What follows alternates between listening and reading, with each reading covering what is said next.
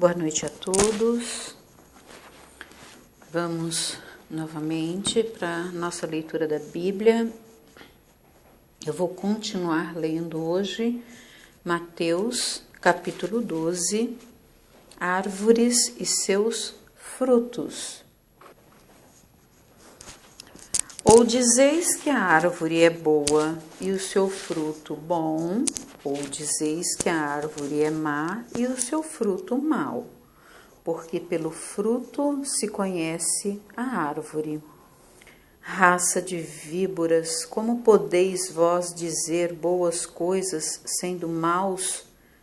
Pois do que há em abundância no coração, disso fala a boca. O homem bom tira boas coisas do seu bom tesouro, e o homem mau do mau tesouro tira coisas más. Mas eu vos digo que de toda palavra ociosa que os homens disserem, hão de dar conta no dia do juízo.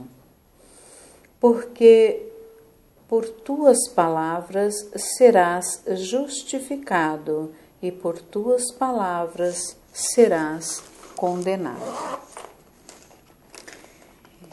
Então,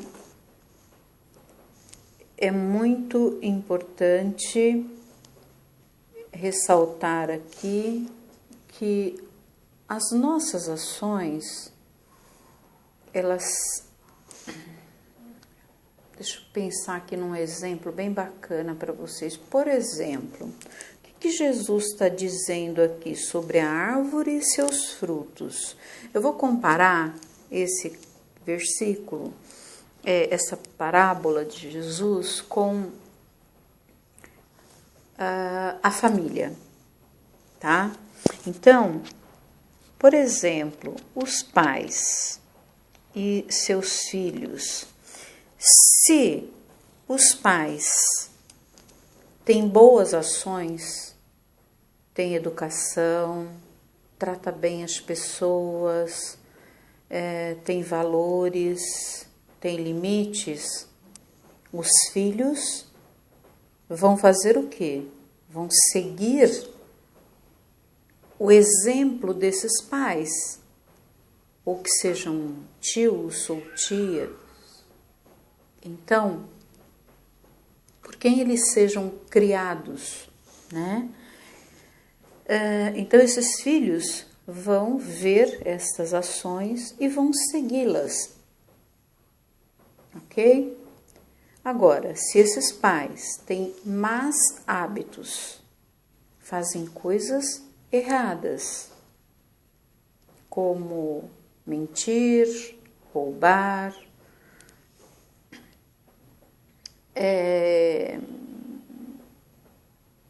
dar uma desperto para cima das outras pessoas, o que esses filhos vão aprender, gente?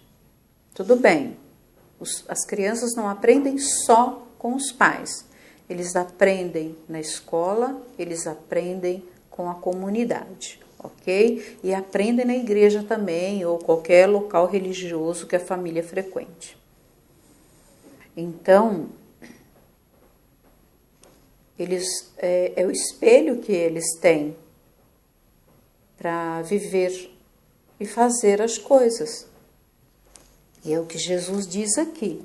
Mas eu vos digo que de toda palavra ociosa que os homens disserem, hão de dar conta no dia do juízo. O que é palavra ociosa? Ocioso é o ócio, quando a gente para descansar. Então, quando você joga palavras ao vento, fala coisas que não deveria, que impensadas, mais ou menos. Porque por tuas palavras serás justificado e por tuas palavras serás condenado. Então, pelas nossas palavras, pelas nossas ações, é que nós seremos julgados. Então, se eu falo coisas para as pessoas que me seguem, por exemplo, eu falo coisas más, coisas ruins, incito as pessoas a fazerem coisas más, sou eu que estou fazendo, com as palavras que eu estou passando para os outros, com as minhas ações. Isso não é só em casa, com a família, com os filhos, com os netos, bisnetos, não. É na nossa profissão também. Eu, por exemplo, eu sou professora.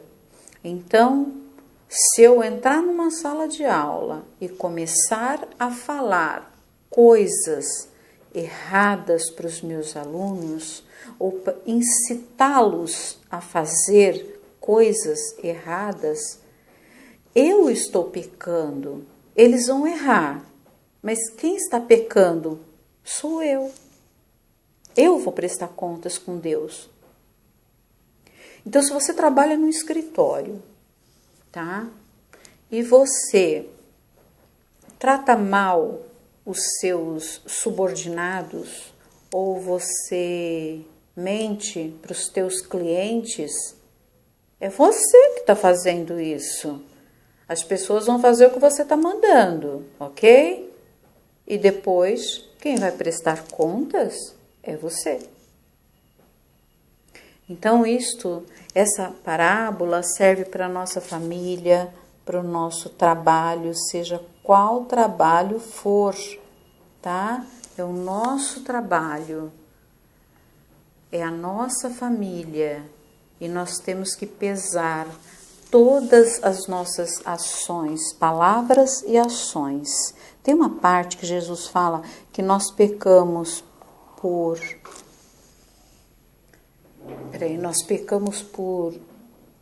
palavras, por pensamento e pelas ações.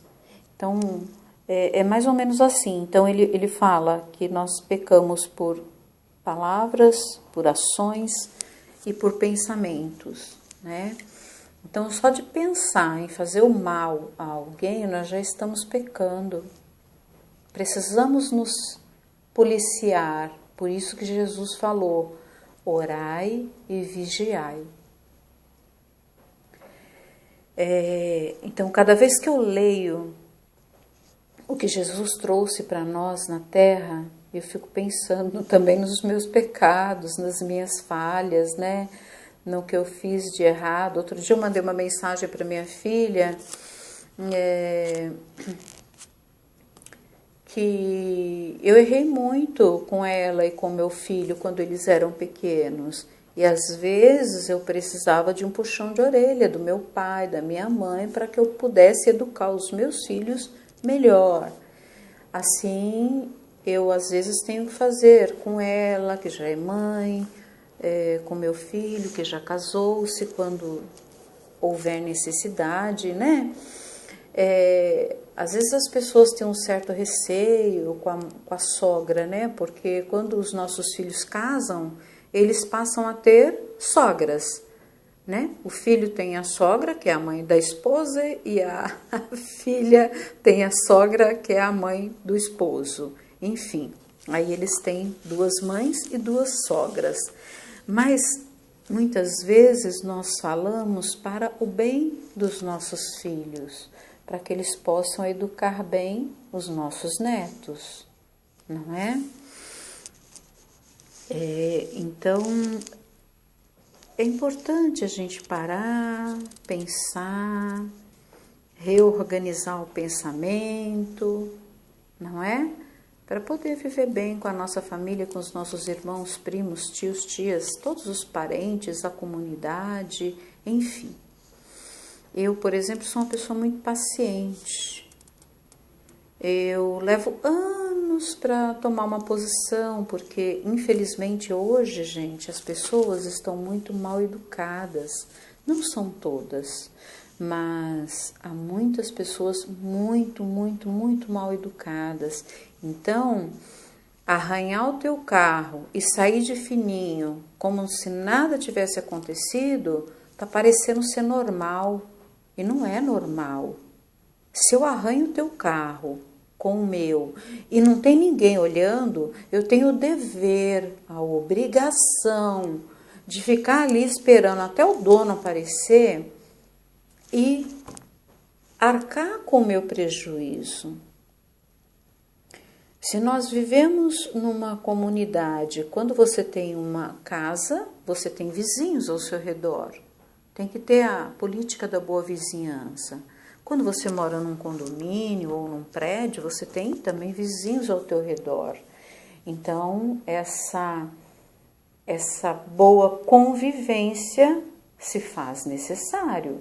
E para a gente conviver bem, não precisa ser hipócrita, ser falso. Você pode ser verdadeiro, mas ser honesto. E ser honesto não é só corrigir o teu erro quando tem alguém olhando. É corrigir o teu erro quando não tem ninguém olhando. Isso é ser honesto. E eu vou dar um exemplo para vocês. No ano de 2011, aconteceu uma coisa comigo. Eu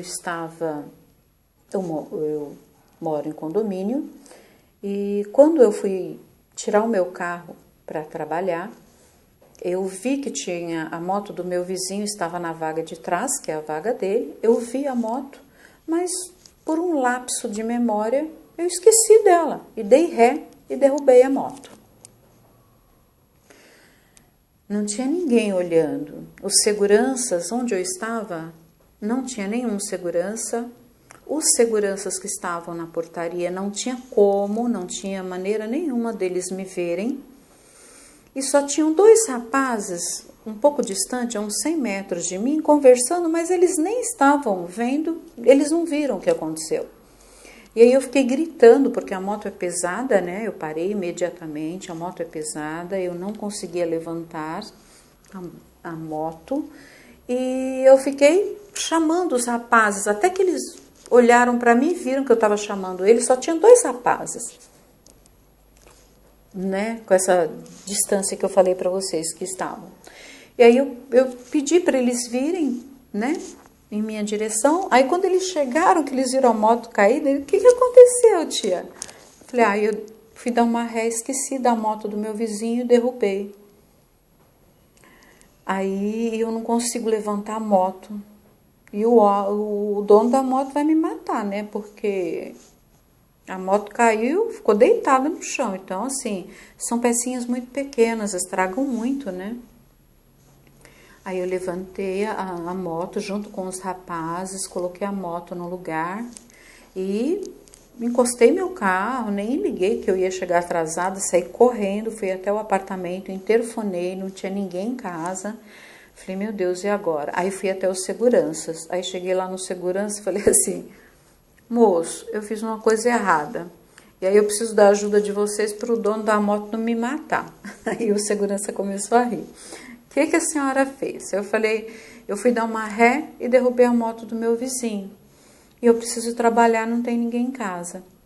Então eu vou deixar os meus telefones, celular, de casa, do trabalho. Quando ele chegar, porque a moto caiu, estragou muitas peças. O senhor, por gentileza, já avisa para ele que eu vou pagar, senão ele vai me esganar. E, por favor, aí deixei os telefones com segurança, peguei o meu carro e fui trabalhar.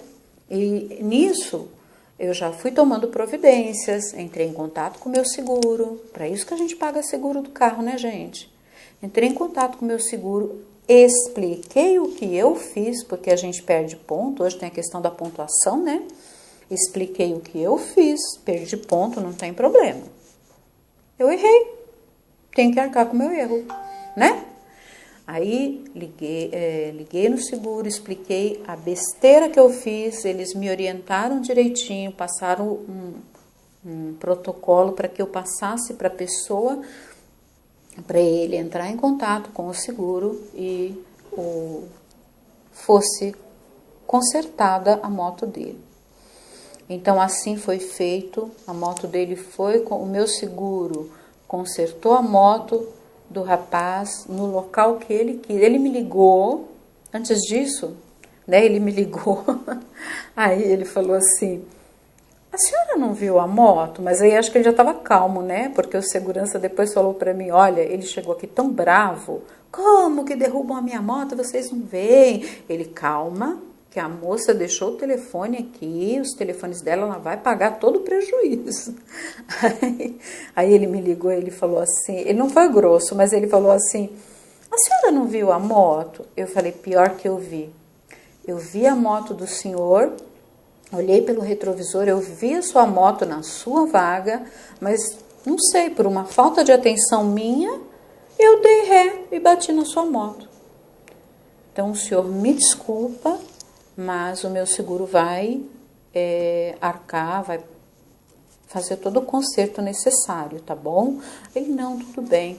Aí eu passei as orientações para ele, ele entrou em contato com o seguro cobriu, levou na oficina que ele quis, fez todo o conserto, o vizinho ficou contente, né?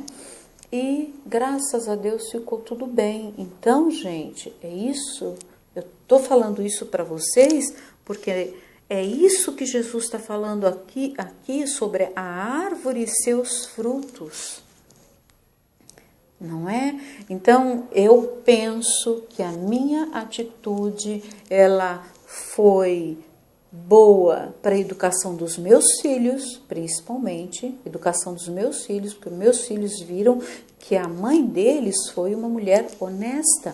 Ela errou, assumiu o seu erro e pagou pelo seu erro. É isso que tem que fazer. Os seguranças viram que eles têm uma moradora que não é desonesta, né? Os dois rapazes que me ajudaram, penso que eles também aprenderam uma lição, né? Eles falam, poxa, essa pessoa fez uma besteira aqui, né? Mas ela está arcando com o erro dela. E para o meu próprio vizinho, que isso sirva para que, se ele fizer isso com alguém, que ele tenha como que eu posso dizer? Que ele tenha a nobreza de fazer da mesma forma que eu fiz, não é? Então, olha só, eu tô falando isso para vocês, e detalhe, a esposa dele é professora como eu. Então, assim, duas educadoras, e acredito que isso tenha servido de exemplo até para que ela possa trabalhar com os alunos dela, o esposo dela, enfim. E mesmo isso, para mim, é um exemplo positivo. Agora, eu vou dar um exemplo negativo para vocês. Eu agi dessa forma, eu fui correta, errei, assumi e paguei pelo meu erro, ok?